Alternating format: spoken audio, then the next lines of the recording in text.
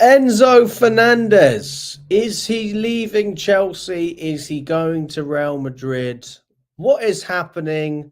Who's going to come to Chelsea? Where did this even come from? We're going to talk about everything regarding this saga. Is this even real? Is it true? Who is the source? We're going to find everything about this Enzo Fernandez swap deal with Real Madrid. Big up to everyone that's watching. Welcome to Chelsea Fan TV. Subscribe to the channel if you haven't already and smash that like button.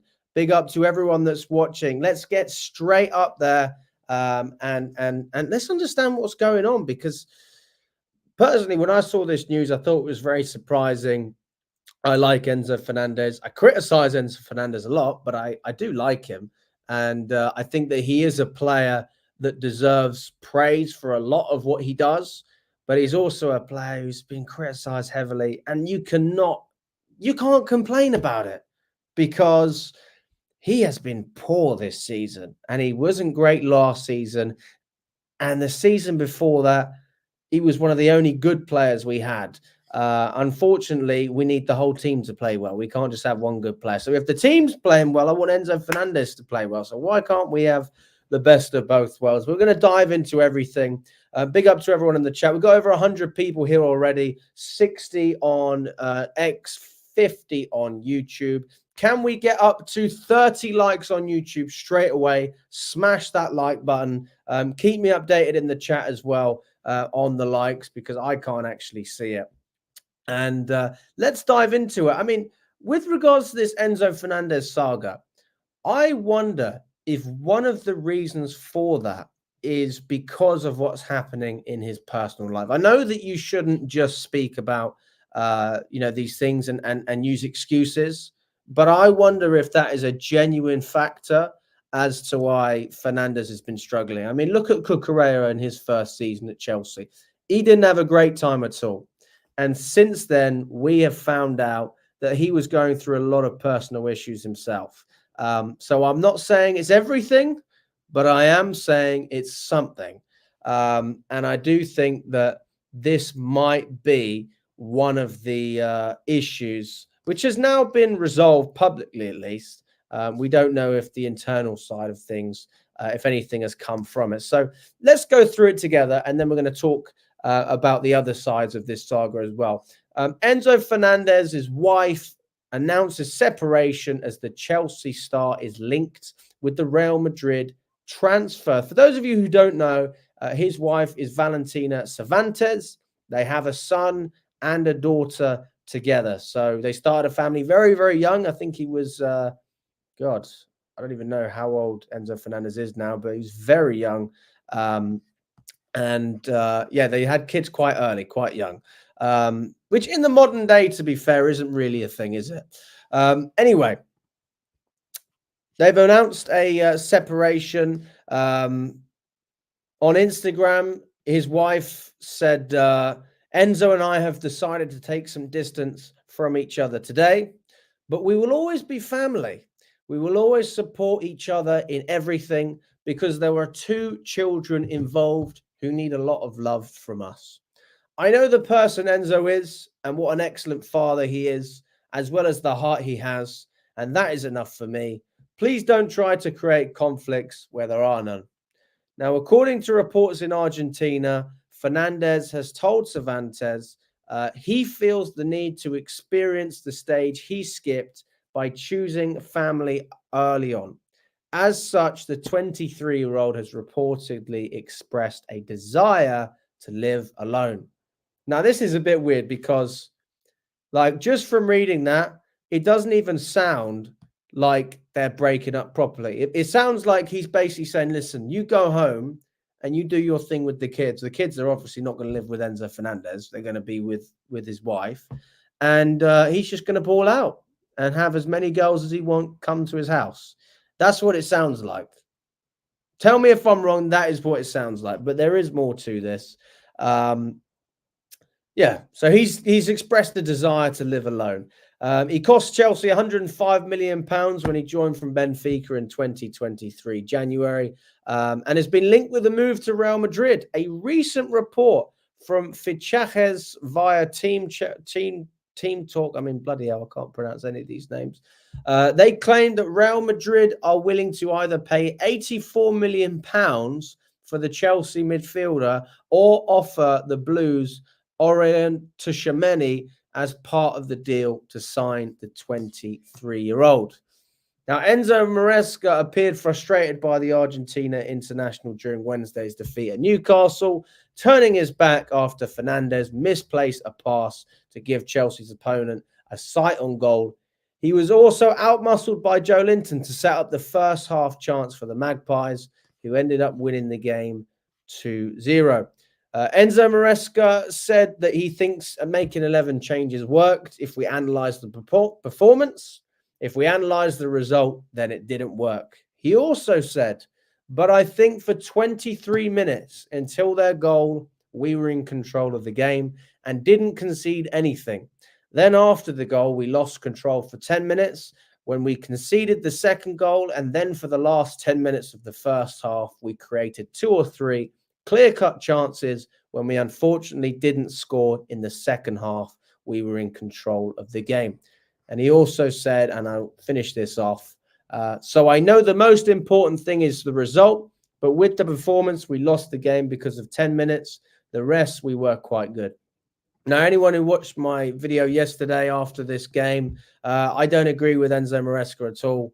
I don't understand why he thinks this was such a great performance. I think if it was, we probably would have got something out of it. I know we missed our chances, but personally, I don't think we played that well either. But just to get back to what we were talking about earlier. So Enzo Fernandez has been linked with Real Madrid. And they are willing, reportedly, I mean, who knows if this is actually true. I'm just speaking on behalf of sources, really. And anyone can look this up. They're looking at £84 million. Now, considering we paid 105 million, that doesn't sound like a great deal for Chelsea from a business perspective, which is, I'm sure, what the ownership will be looking at. Now, where is Enzo Fernandez's value? His value is he's the most expensive player in the Premier League. That means something. All right, there's a lot of attention that comes with that. So commercially, Enzo Fernandez is massive for us. I think genuinely, tell me if I'm wrong. I know a lot of people that are watching are Chelsea fans, so maybe you can't answer this. But if you weren't a Chelsea fan and somebody mentioned Chelsea, the first player I'd think of is Cole Palmer. The second player I'd think of is probably Enzo Fernandez. So he is one of the faces of this new Chelsea side. So that aspect, the commercial aspect, I think is something that nobody talks about. They just think about the football side of things, which I think is very, very fair. But we've got to look at the football as well. And the football has not been good enough whatsoever. It has been poor from Enzo Fernandez, which is annoying because this is when the team has actually started to play well. So when the team's playing well, Fernandez isn't. And when the team was crap 2 years ago, Fernandez was great. I mean, how does that work? Well, I'll tell you how. I mean, I think that there's been a number of issues. He had his hernia, he has had injury issues last season, and he's obviously having some personal problems as well. Now, me personally, I do not have anything against the idea of a swap deal. I don't think that it's the worst thing in the world. I have seen worse ideas. I've seen worse, much, much worse. Some of the players we've been linked with at times, I've just thought to myself, Jesus Christ. But Tchouameni's a top player. He's a really good player. He's a versatile player. Very different to Enzo Fernandez. I mean, if you look at Fernandez at face value, in terms of the money that we paid and what Real Madrid paid for Tchouameni, they got a better deal from Chelsea at this point. So if there is genuine interest, then it would be interesting to see how that comes about. I mean, I was speaking with people yesterday, and why would Real Madrid be interested with Enzo Fernandez? The reason is they no longer have Toni Kroos, so they're looking for a player to come in and essentially take over that role, because you've got Bellingham, you've got Camavinga, Valverde, Players like that. Tchouaméni is another one. Very physical players, good all-round players, and they have that quality. But do they have the ability to ping a 40-yard pass like Enzo Fernandez? Can they dictate the play like a player like Toni Kroos did? The answer is no.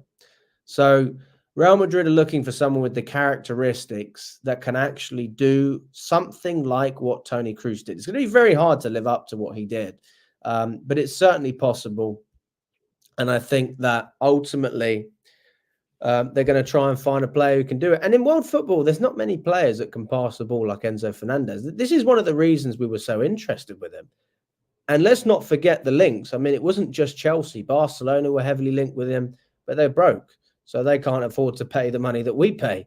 But yeah, he's still got a lot of quality. I just don't think we've seen it in a Chelsea shirt as of yet. I look at Enzo Fernandez and I see a player who, when you get the best out of him, you look at this guy and you say he's the best player on the pitch, if not one of the best. But this system just doesn't seem to complement him. I don't know if it's, I don't even know. Maybe that, that seems like I'm making an excuse for him. Maybe I am actually, because this system should be perfect for Enzo Fernandez. We're passing out from the back. We're setting up triangles, lots of intricate play. We've got possession a lot of the time. This should suit him down to the ground.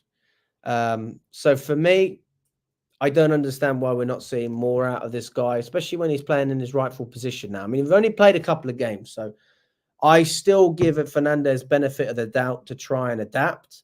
Plus, now knowing what his personal situation is, I think that you can all be a little bit empathetic. I mean, it is him breaking it up, though, so it's not like he's heartbroken. Nah, man. You know what? I'm trying to be nice. You can't make it. He's decided to leave her to go and get some more puss. Excuse my language. But that's what he's doing. So no. That's not an excuse. That's just a personal decision. That is a personal decision. Big up to everyone in the chat. Dre wouldn't mind Tchouaméni. Daniel's been disappointed with Enzo Fernandez.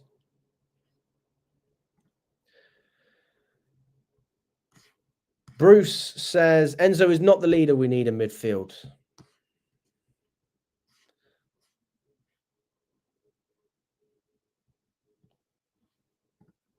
£84 million added to an 8.5-year deal on an initial £107 million transfer gives Chelsea 10 million in profit. Fair enough. Thank you very much. I appreciate that. They're taking a break so that he can get with other women. That is why he wants to live alone. Don't get it twisted. He is a footballer in the prime of his life. He's not going to be at home alone. Don't kid yourself. Maybe they're not getting divorced. That's fine. They're taking a break. But I don't think his wife wants that. I think he wants that. So there you go. But yeah, listen, big up to everyone. We've got 60 people on YouTube, 250 on X. Can we get up to 50 likes on YouTube, guys? Can we get up to 50 likes, please? I don't even know how far away we are. Can we get up to 50 likes, guys? That's a question. You tell me the answer. I don't even know what we're on now. So yeah, for me, I look at the qualities Enzo Fernandez has and I say, he has some great qualities. But with those qualities, we also have a lot of downfalls. There is a lack of pace. There is a lack of physicality. There's not much of an aerial presence. He doesn't win enough 50-50s. Up the top end of the pitch, he lacks spark. He's not a dribbler, not in my opinion. I mean, he can dribble, but I wouldn't say he's a better dribbler than Lavia. I think he's okay.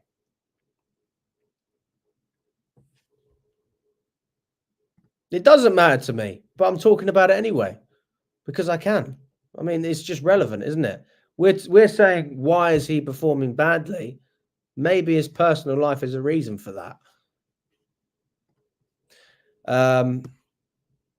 But yeah, I mean, if you look at what Tchouaméni's done at Real Madrid, and I'm gonna compare these guys, all right, because it is good to see the ins and outs of both players. What have they offered? Not what can they offer. Tchouaméni. Oh my God. Who can actually spell Tchouaméni without using the internet? And if you look at their stats and you say, right, okay, this is what this guy did, this is what this guy did. So let's start off with Enzo Fernandez. Let's have a look at this guy in terms of what he brings. Yeah, because it's all very well talking about what I think. What have we seen so far? What have we seen? Okay, so in the Premier League, he's played 8 games, got 1 yellow card, 0 goals, 0 assists. In the Conference League, 2 games, 1 assist. Oh, that's in the qualifiers. And then 1 other game in the Conference League. Carabao Cup, 90 minutes. Okay. Generally speaking, he's available. Small injury problem after Bournemouth. Okay. So, yeah, that's what we're seeing with Enzo Fernandez. Tchouaméni. Let's have a look at this guy as well from this season.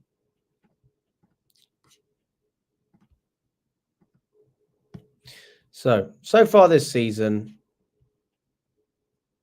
what is going on here? Current season. Right.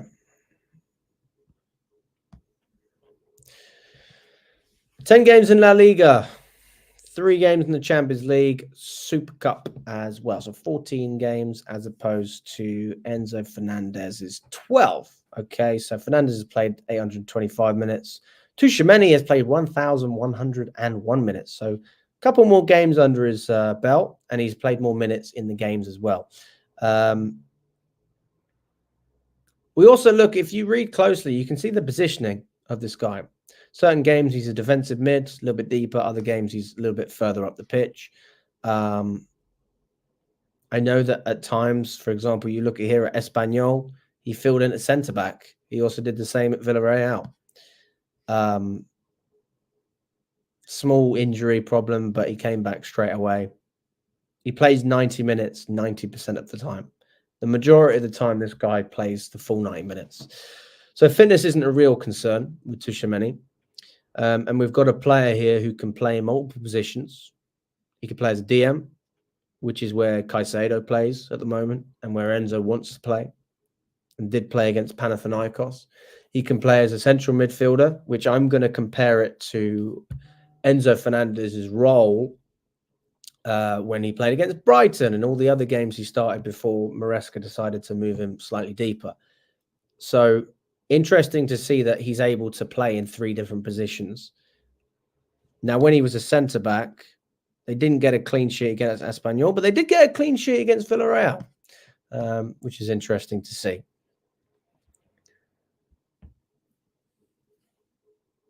It's interesting, isn't it? When you look at, sometimes you just need to take a little dive on the numbers as well.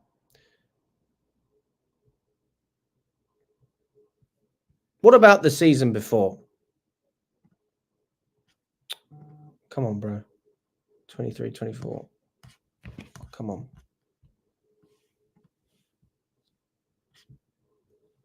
Right, the season before, he played 38 games, 27 in La Liga, 3 goals, 1 assist. So he's not a goal scorer, is he? He's not really a creative player. He's not a goal scorer. Tchouaméni, you know, that's not where you get the best out of this guy. So if you were to compare him for Enzo Fernandez, right, this is an interesting comparison. Both of them played relatively similar minutes. Enzo Fernandez played just over 3,000.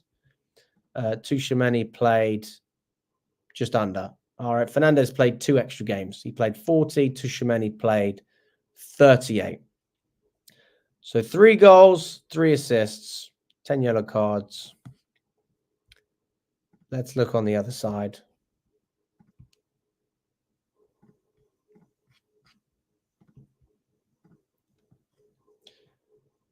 Seven goals, 3 assists, 10 yellow cards. So I think we can all agree that Fernandez is slightly more creative, more of a goal threat than Tchouaméni, but not by a long way. You know, we're looking at a difference of, a couple of goals, 5 goals a season. Now, the question is, are those extra 5 goals, whether that be a goal that Enzo Fernandez scores or an assist that he gets, does that compensate for the other aspects of his game that he's not performing in? So when you look at Enzo Fernandez, do you think to yourself, okay, fine, maybe he's involved in 10 goals a season and Tchouaméni's involved in 3 or 4. But does that make Enzo Fernandez a better midfielder? That's my question for you. I do remember that goal when France beat England. Tchouaméni scored a banger. I do remember that. So that's the question that I have for you. Like, where do you see, this guy? And also, if we go on, there's another comparison we can do as well, because there's only so much I can tell from certain things. So let's SofaScore score Enzo Fernandez. This is another app which basically does like football ratings, football player ratings. So in here, you can see if a player's had a good game or not such a good game. So it's quite interesting as well. I mean, some of you are going to completely disagree with this. Some of you might agree. But it's good to get as much context as you can. I mean, I've watched Tchouaméni play. I like Tchouaméni. I would be open to this deal, personally. But if you look at how Fernandez has played in recent games, 6.7, 7.4, 6.8, 7.7, 6.6, 7, 6, 7, go before. 7, 7, 7, 7, 7. Pretty solid, it looks, to be fair. Much better for Argentina, though. It's closer to an 8 for Argentina. And then we go to Tchouaméni.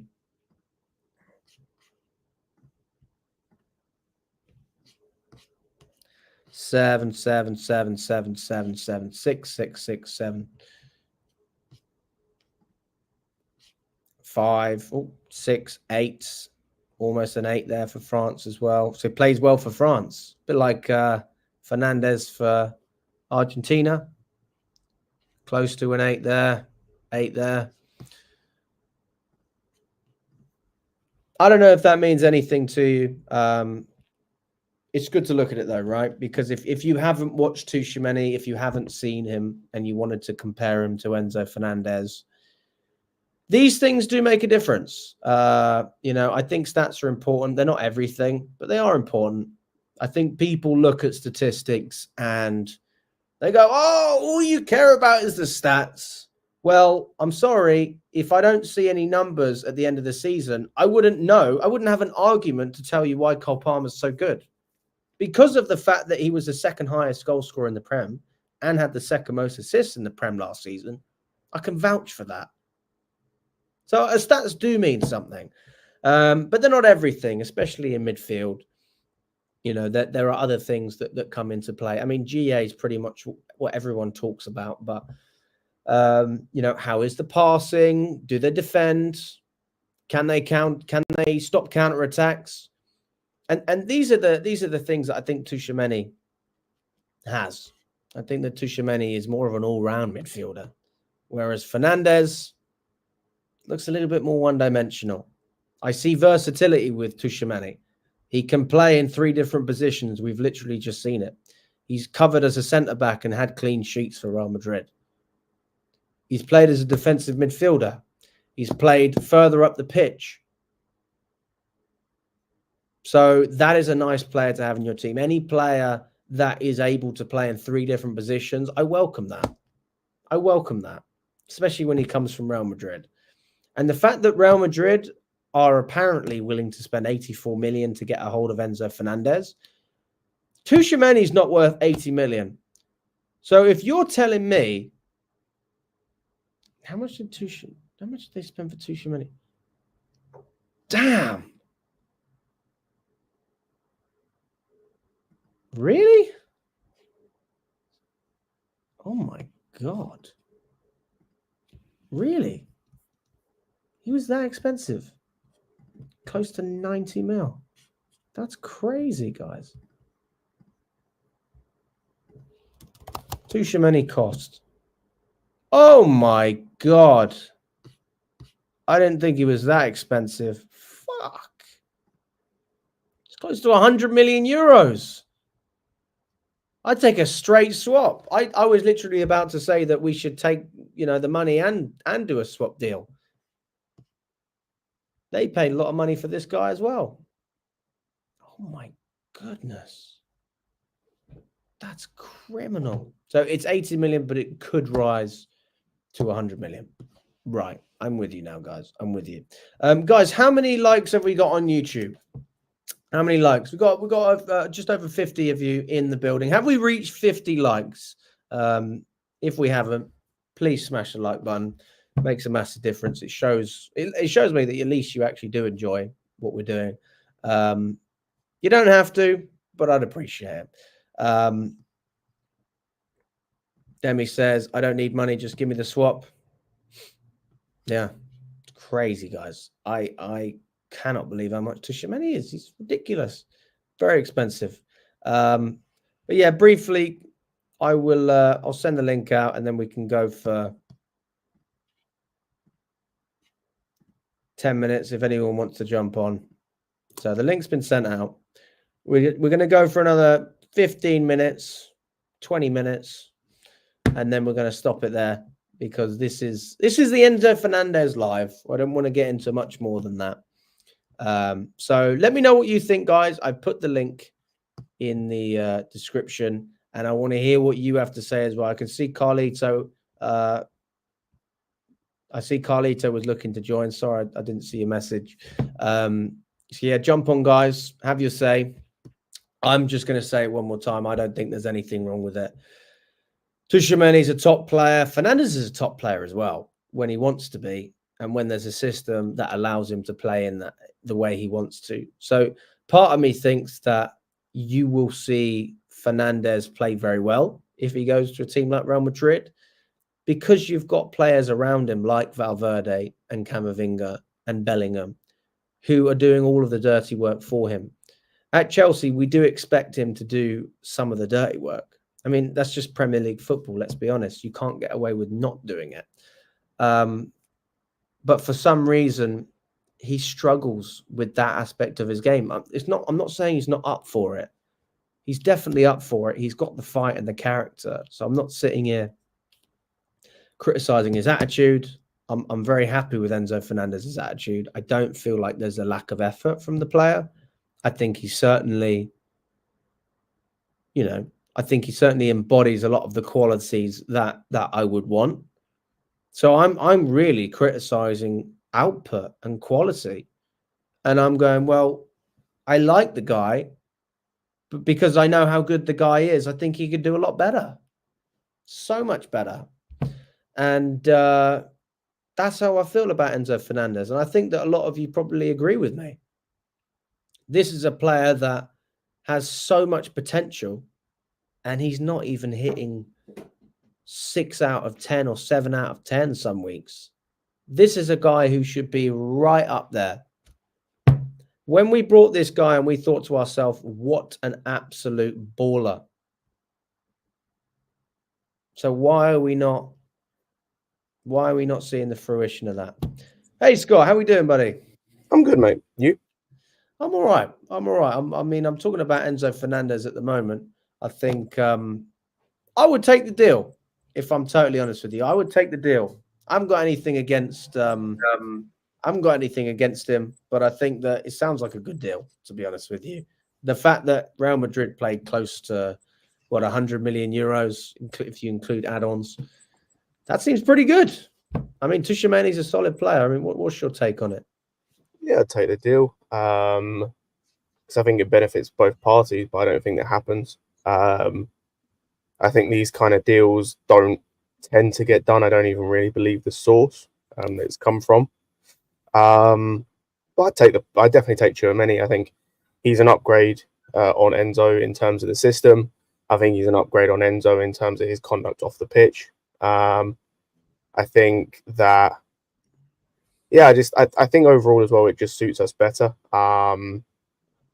Yeah, I think we're at the stage where Enzo is the third choice midfielder, and I'm fine with that. I don't think he's warranted getting any higher, but you can't realistically have £100 million player be your third choice option. Not where we are. Like if we were City, then it's a different conversation. But where we are right now, where he's playing effectively conference minutes and that's it. Yeah, it doesn't really make much sense to have him here. Fair enough. I mean, Carlito, good to see you on here, my friend. Do you agree with what Scott's saying? So there's a couple things, and it needs to be said. Words matter and figures matter. So Enzo Fernandez costs £107 million. That's $132 million. His initial contract was 8.5 years. He signed it at the end of January in 2023. So if he is to be sold in the summer, he will have been on 2.5 years of an initial 8.5-year contract at £107 million. Amortized, that is $12.6 million per year. All right. So if you look at that contract, because that's what it'll be judged as, and you say, okay, 12.6 times 2.5 off the initial 107, and then you incorporate us getting maybe 84 for him.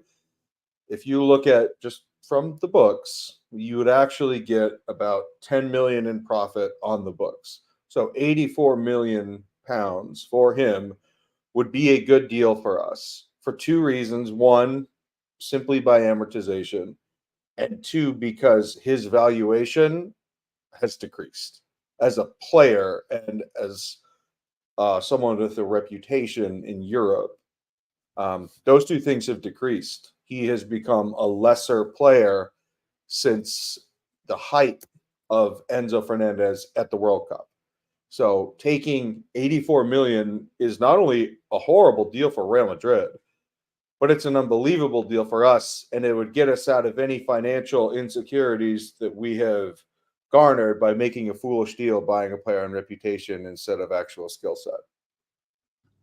It's interesting. I mean, I did speak about the commercial aspect earlier. I mean, I don't. Yeah, it's interesting when you talk about the contract length and the fact that we can still technically make a profit. But I look at Enzo as commercially. If I was an owner, I'd love Enzo Fernandez because he is one of the faces of Chelsea. Whether people want to say that or not, I think that he's probably the second player that you think of if you're a rival fan when you think of Chelsea. Probably think Cole Palmer, Enzo. I mean, is that a fair thing to say? Oh, Reece James. I wouldn't even think of Reece James, man. The guy's never available. So if I was a football fan who got into the sport 2 years ago, I wouldn't know who Reece James is. He's British. He's handsome. He's the captain. He's one of the best in his position in the world. Yeah, man, come on. Fair enough. I mean, what do you think of that, Scott? No, it's fair. I think he's up there. But I think most of that comes down to the price tag. The fact is, he has basically been our captain this season, in Reece James's absence. And I just think that he probably is, but his like not value, but like his viewing, I suppose, for lack of a better term, in world football won't really change that much, depending on the off the pitch stuff, how much people care about that. Yeah, in world football, like it kind of depends. But his overall viewing won't change, because he was part of a team, was a key part of a team that won a World Cup.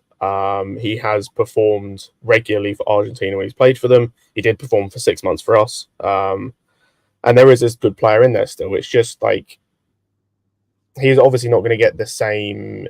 He's obviously not going to go for the same money that he once did, and he'll have some rebuilding to do in terms of like the top level that people thought of him as from a fan perspective. But I mean, that's on him. Like, I just don't care. Like, I've just reached the point with Enzo. I just don't care anymore. Really? Off the pitch, yeah, I don't care. Like, he was my favorite player before the whole racism stuff. And then this season's been pathetically bad. Like, it's not even just been bad; it's been horrible. Like, it's been awful. Really bad. Yeah. He's had like 2 good games. That's it. Actually, no, probably 3. I'd say the Brighton game, the West Ham game, and the Panathinaikos game. Outside of that, he's been horrible. The Newcastle performance the other night was a disgrace in every aspect of a midfielder. And yeah, I'm really just done with him. Like, there's a bunch of players. Like, I'd be hit all day if I named all of the players that I don't care if they leave. It's a list of like at least 12 names. It's a long list. Yeah, that's not to say of that list that like the players I'm naming are bad. It's just I just don't care if they leave. Like, I'm not attached to them in any way. This football club, and he is on that list because his performances have shown me nothing. Like last year, I gave him a mulligan. You know, I said, right, it's a system that doesn't suit you. It's a manager that acts like a crackhead and wants to, you know, run players into the ground every week. It's an injury that he picked up. I don't know when he picked up an injury he picked up that was never really dealt with in any way, shape, or form. I can give you last season. This season, he's playing in a system that suits him. He's playing next to players that should help him. Like Vega the other night, like that is a perfect player. He's not helping them. That's what I 100%. I get the impression that, I mean, Caicedo, you know, he just looks so much more comfortable next to Lavia because Lavia is doing a lot of the stuff that we want to see from Enzo, but we're not seeing it. 100%. I think a lot of it just comes down to on the ball stuff. Like, I think Enzo has, for some reason, become a lot less comfortable on the ball and a lot less sure in possession, which causes problems for anyone he's next to. Like, it doesn't matter whether it's Caicedo or Vega or whoever, he's causing problems because he can't keep hold of the ball. So you don't think it's just defensively? You think it's actually what he does when he's never been good defensively. Like, he's even worse than he was when he joined now, but he's never been good defensively, really.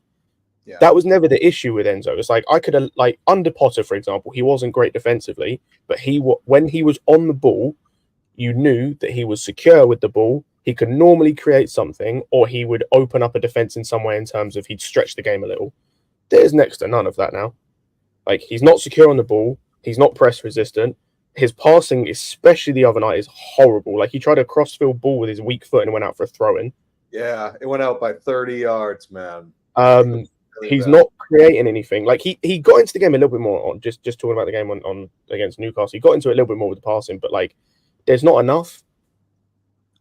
And it's like, and I don't even care about the price tag. That's not what bothers me. It's like he is not doing enough, and it's striking to me that outside of 2 or 3 games, I'm seeing no difference between Enzo and a guy like Cassidy. Cassidy, when he's played, has been secure on the ball, hasn't really created much, but I can't say he's done anything wrong defensively or on the ball, which is what we've asked for from Enzo. And I haven't seen that outside of 3 games. Yeah, Cassidy's also excellent in the air. I know that Scott had initially wanted Enzo, which it sucks to hear that you've changed your mind on him, but I understand the reason you've changed your mind on him, and it's an argument that I agree with. I can't separate the art from the artist, so I can't separate the money, the issue on the bus, and the way he's been playing. I cannot separate any of those things because they all are part of his professional reputation. And I just the money, it just kills me. It just kills me because we come in and we're now being very prudent and we're being very financially responsible with the way that we operate. We've got guys like Andre Santos who could very easily come in June and make it so we don't even have to receive Tchouaméni in return because he's actually so very good and he's already had a wonderful loan. And if it continues like this, one way or another, he will be on this team. But with Enzo, it's 107 million pounds. That's $132 million. and you bought him. Why? Because he won the World Cup. I mean, did they watch him? Did they watch him play? Did they ever consider that England is a very different league than Italy, than Portugal, than Spain? It is a very different league, and if you can't play both sides of the ball, I mean, to be fair, Portugal's produced some great Premier League players. yes, no, I'm just talking about the league. I'm talking about the league in general. Where I mean, like you're going to see Ruben Amorim come into Man United. You're going to see some defensive football, man. I mean, there's a lot of pragmatists in that league, and Enzo would have more time on the ball in a league like that. But he just wasn't vetted. It was just a buy because he was popular, and that's the worst type of reason to spend money. And it just drives me insane that we did that with Caicedo. I had the same criticism, but I have seen a wonderful bevy of performances from him, and I'm extremely high on him. He's completely changed my mind for good, and I'm very pleased with what he is, and I think what he's going to become. But Enzo, it's the antithesis of that. He's gone the complete opposite way. Caicedo went out the front door. Enzo went out the back.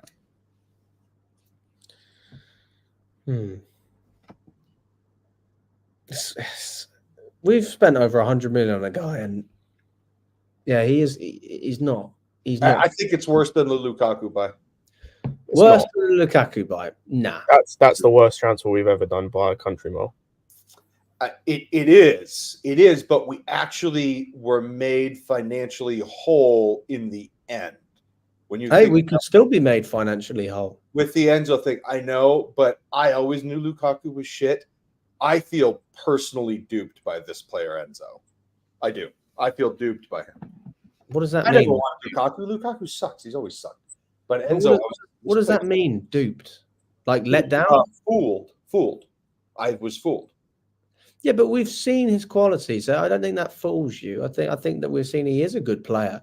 Yes, so yes. When you have time on the ball and you're a good passer, you will look. No, but he was good in the Premier League. Like Scott said, when he first come in, he was good. He was one of our better players in a poor team. But he was the best player.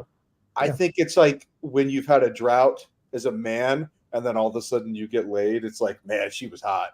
But the reality is that everybody was playing so bad that Enzo just looked good. No, he was good. Like that can't be denied. He was all right. He was all right. I mean, his best game was the first game of last season against Liverpool. That was, in my opinion, his finest performance for Chelsea. But I just felt duped. With Lukaku, I knew what I was getting. It wasn't good. But with Enzo, I don't know, man. That is so much money based on just a reputation that was very incomplete. I mean, he was linked with Barcelona as well before he come to Chelsea. Do you think that shareholders, they don't even have cup holders, man? Barcelona, they still don't have money. So that was crazy. But the point is the interest was there. I mean, obviously Real Madrid, if this is genuine, is this something that makes sense? Forget the financial side of things from a footballing perspective. If Fernandez goes to Madrid, does that work well? Yes. Like it makes perfect sense for them. I don't know where he plays and who he plays over because, like, logically he should play over Bellingham because Bellingham sucks. But that's like, a hot take. He sucks. He's Gallagher, but like different shade of skin. Didn't know how to put that politically correct. Like that's who he should play over. Probably won't. I don't even know who they play at the moment. I know they play Bellingham. Valverde. Why do you not think Bellingham's a good player? Because he's not. Like all he does is he is every.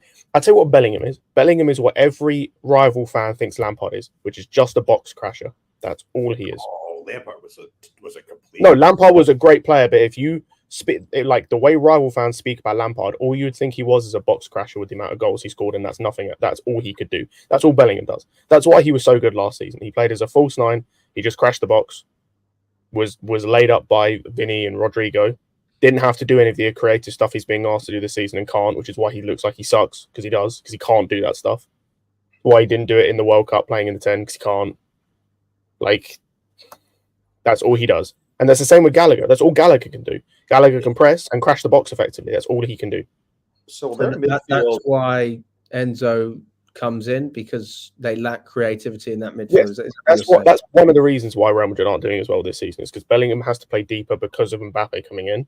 So Bellingham now has to do the creative role because Valverde, I think, is playing on the wing sometimes. I know he did in El Clasico. He was on the wing there. And I don't know. I think Camavinga plays in their midfield. I don't really watch them that regularly, so I don't know what their normal front midfield three is. But Bellingham is the one that has a lot of the responsibility of creating now in this team, and they're creating a lot less. Yeah. So, and they're all very similar players. And they're all good. I mean, I think all these guys are good. Tchouaméni, Valverde, Camavinga, Bellingham. Then you've got Arda, Güler. I think they're all good, although Arda Güler is really their only creative player in terms of a guy that can split the lines, a guy that can play a devastating ball, a Fabregas type ball over the top. Güler could do that, but he doesn't really have the trust of the manager, and he's really small. So outside of Modric coming in, you don't have the Toni Kroos, and I think listening to people that comment on La Liga. ESPN FC actually has two guys that cover La Liga extensively. Ali Moreno's pretty good at speaking on La Liga, and they just keep saying, yeah, Enzo actually fits perfectly for this because he's the one player that they don't have anymore that they used to have. Yeah. Yeah, and at the moment, I had a look as well. Their midfield three currently that they're playing regularly is pretty much Bellingham, Tchouaméni, and Camavinga. Yeah. So in an ideal world, those are similar players. In an ideal world, he replaces, well, not in an ideal world. In a logical world, he replaces Bellingham, but in all actuality, he probably replaces Tchouaméni, and they just move Camavinga to DM, which is stupid. The other thing that is a little bit of an issue, I wouldn't say an issue, but I actually don't see Chelsea taking a player in return. Tchouaméni's good. I do not think he's better than Lavia. I know Lavia hasn't played a lot. Yeah, but I mean, with Tchouaméni, I mean, I've seen that he's played in 3 different positions already this season for Madrid. Yeah, I mean that's what the stats say. I'm not going to say he plays as centre back if he wasn't. I mean, that's pretty. Yeah. He's played centre back this season. He's a good player. I just don't think he's better than the two guys that could already play there. Also, I'm not saying he's going to have to play in that position. I mean, let's just say, we've been trying to play Fernandez as an 8 in between Palmer and Caicedo. And that doesn't work. Nope. Would that work with a player like I can't even pronounce his name. Tchouaméni? No. Yeah, essentially, but Tchouaméni. Tchouaméni. Yeah, no, I don't. No. Everybody wants to be playing semantics and try to have a different spin on an easy solution. He's a defensive midfielder. It's pretty much what he plays most of the time. He's just not a very creative guy. I don't want to be forced to take on any player that we don't need. I just don't want to do it. If they want to spend 84 million pounds foolishly on Enzo Fernandez, then I will gladly accept that deal and just promote Andre Santos and keep it moving. And you think Santos will take over that role? So let's just say Santos could play multiple positions. Yeah. So where does Santos play the majority of the time for Strasbourg? Is it a deeper role or is it slightly further up? I play a double pivot, but I don't watch them. So I know he starts as part. Basically plays like Lampard, man, and he scores goals. He's got goals in him. He could play D mid. Absolutely, he played D mid for the U20 Brazil team. He's played D mid for his previous club team in the past. He could play the 8. He can play attacking mid. He is a fiercely versatile center mid that lacks zero athleticism. That's the thing, isn't it? It's the versatility as well. Fernandez can only play in one position, which really annoys me. Not because he gets played out of position and then you expect him to play his best. But that's why the criticisms come in now, because we've been playing him in his position. And against Newcastle, he was poor. So do you remember the play? This was over the weekend. So the first time we played Newcastle, and Harvey Barnes went on a run on the left-hand side. And Harvey Barnes is a hell of an athlete. And Lavia got him. And Lavia got him, slide tackled him, took the ball away from him, and Barnes had to kick out at him and got a card for it.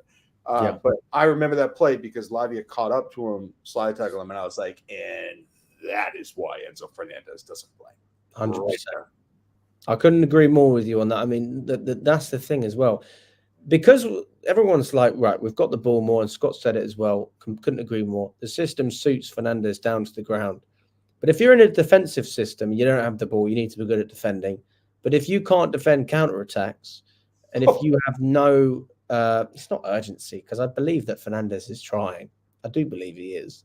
But it just doesn't cut up what the opponent's doing. And that's what Lavia and Caicedo do. They just cut it up. I mean, you could play Caicedo further up the pitch.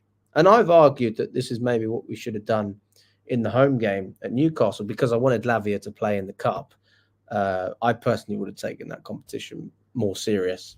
I would have liked to have seen Caicedo maybe playing further up the pitch and then Lavia in a deeper role, because Caicedo is no stranger to being able to create. He's more than capable of passing the ball forward. And if Fernandez can only play in one position, let's see if we can get the best out of him in that position. But it seems to be that he's the one being moved around in order to make space for Caicedo or Lavia, which I fully understand. But then if you're saying, well, we're not seeing the best out of this guy, I don't think we're really putting in a position, quite literally, a lot of the time to be able to do that. I just think, like, for me, like, the whole thing with Enzo just comes to on the ball stuff. Like the defensive stuff, I just don't care because I don't expect it from Enzo, because like he's that's not his strong suit. The whole like reason for me and the whole purpose for Lavia playing and why I wanted Lavia to come in sooner was because of stuff he could do on the ball, like his ability to pick up the ball from the defense, and he's immediately on the half turn. Like I think it was against Liverpool, he did about 4 times. Ball would come into him and he'd turn on the half turn and take 1 or 2 players out 4 times. Yeah. So I haven't seen Enzo do that in months. I can't remember the last time I saw Enzo do that. I think I saw him do it a few times against West Ham, which was really good. He doesn't do it enough. And I know he can do it because he was doing it under Potter. So he hasn't lost the ability to do it. He just doesn't do it anymore. Don't know. Scott's totally right about Lavia.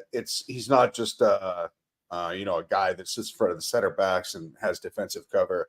He's great on the ball, and he's really tight and tidy when people are trying to smother him. Not only is he elusive and sort of an escape artist to get out of tight situations where the walls are closing in, but he's just a great distributor. Like he distributes side to side and vertically in equal capacity. He dribbles well on the ball. He carries the ball well. I think he's just a great player, and he's not just a ball winner. He's not one dimensional. He's got a lot of things in his game that make him a player that will eventually, looking back at his price tag, be a bargain, because I love what I see and I hope he's here a long time. Fair enough. I mean, let us know what you think in the chat as well. What are people saying in the chat? Taj says Enzo could work with a proper destroyer, but beside him, Ugochukwu maybe. He had that against Newcastle and it sucked. What, like with Vega? That's what Vega is. Like, I mean, you can tell with the way Vega plays. I do think that Vega is much better as an inverting left back as opposed to. Oh no, I agree. But he has played DM before, and you can tell with the way he plays that he is much better off the ball and defensively speaking than he is on the ball. In like when he's under pressure, like he's directly at fault for the first goal we concede because he is unable to take the ball under pressure. And like that was the case the whole game. So, and he is being really good defensively when we've seen him. So he is a destroyer. Like when he plays in midfield, he is your typical destroyer. And that partnership looked like they'd never played together before. It sucked. So like it's not this anymore. And he's played with a proper destroyer. Like this, like Caicedo is a destroyer in terms of defensively. Like you can have 2 similar profiles in terms of like be a destroyer off the ball and be like good on the ball. A destroyer doesn't have to mean you're completely inept at playing with the ball at your feet. He's played with a destroyer. He's played with Caicedo. It just didn't work. All the time, anyway. Works sometimes. JC says the amount of crap being thrown at players by fans of our own club is clearly nonsensical. It has been just 1 loss, and this is garbage. This isn't crap. This is just observation. We're just observing. Also, I would with some of these players that are getting the nonsense, I will admit that I think some of the criticism, for lack of a better word, levied at some players is over the top. Such as? What do you think? What do you mean? I think that the two centre backs, Disasi and Badiashile, they were poor, but I think they get targeted a lot more than other players. And I think the amount of nonsense they get is over the top. That's not me to say they're good or that they like should stay or whatever, but like, I just think that it goes over the top. But for me, other players, it's not just one loss. Like Enzo, for example, like that was another poor performance to add to the list of poor performances. Like, and there's other players I could mention as well. Like, what for some of these players, it was just a continuation of what we've seen the rest of this season. Like, there are some players in this team that I'm yet to see a good performance from this season. We are in November, so like for me, they're almost at the point of lost causes. Like, Which players are you talking about? Felix, he can leave tomorrow. I don't care. You don't In fact, think we've seen a good performance from Felix? I haven't seen a good performance from Felix outside of Wolves, and I'm not counting Barrow. He was good against. He was not good against Panathinaikos. What? Well, we disagree then. We disagree. He was not good against Panathinaikos. He did the same thing, by the way, he did in the Newcastle match. He just scored 2 goals. He was exactly.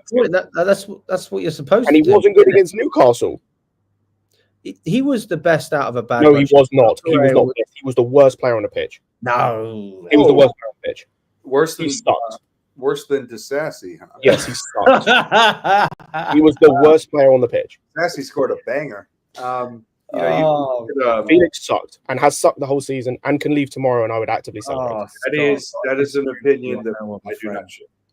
I will say there's one thing. He's not the only one, but he has sucked this season. Badiashile, this is something that he does a lot, and this is something that Badiashile from. What? Where did Badiashile come from? Wait, is that another player Scott doesn't like? Well, that's no. He's one or two I said that gets too much. He's not been good. He said that this is a player bad, but he gets it too much. Yeah. So one of the things that Badiashile does that's really unfair to his teammates is that he'll play. Oh man, this is tough because I remember receiving passes like this. You're playing D mid and you're showing it basically the top of your 18, and Badiashile will play a ball to like Vega the other day, but this has happened a lot, especially over the last, I would say, 9 months. He plays balls to the center mids that don't have 5 yards of space, but literally have guys on their ass.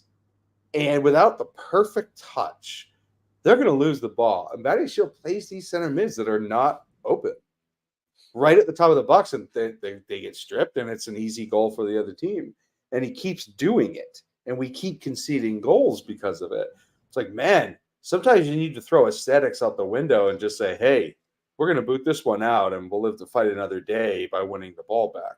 But playing passes like the one he did to Vega, it's not the first time. I mean, it's not the 4th time. He's done this a lot. That's on Vega, by the way. Oh, it's not. No, that's a bad pass. No, it's a bad pass. Scott, I'm going to have to say. Every centre back does that, by the way. No, every centre back does what you just said. I think that. So we're still talking about Newcastle, then, yeah. Let's play. I do think that defenders could have made life a little bit easier for Jorgensen. Having said that, he could have been better. I think everybody was pretty poor defensively except Cucurella. But I agree. Didn't make any clear and obvious. You know, I didn't look at Jorgensen and go, "Wow, you are absolutely." But he looks bad because the players in front of him.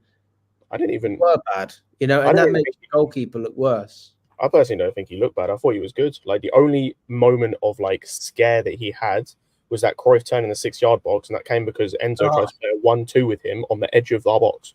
Like he picked the ball up from Jorgensen, and then instead of turning or taking a touch, he played a first time pass back to Jorgensen. So all the Newcastle players took 2 steps forward. That's not on Jorgensen. That's on Enzo being an idiot. And yeah, with the Badiashile thing, like all our centre backs do that. Like I've noticed it since the start of the season. We just got caught a lot more with it with other centre backs. Like that's how we conceded against Inter. One of our goals, I think it was Colwell or Fofana did the same thing. Yeah, literally the same thing. They passed it into the midfield under pressure, and then we lost the ball. But all of our defenders do that. Because that's the point of this system. Can I just ask you this question, Scott, from the chat? JC says, Scott, if Maresca prefers his team players and continues to get good results, isn't that the main thing which matters? I think he's responding to, obviously, we spoke about, I think he said earlier that we're giving the players a Yeah, lot.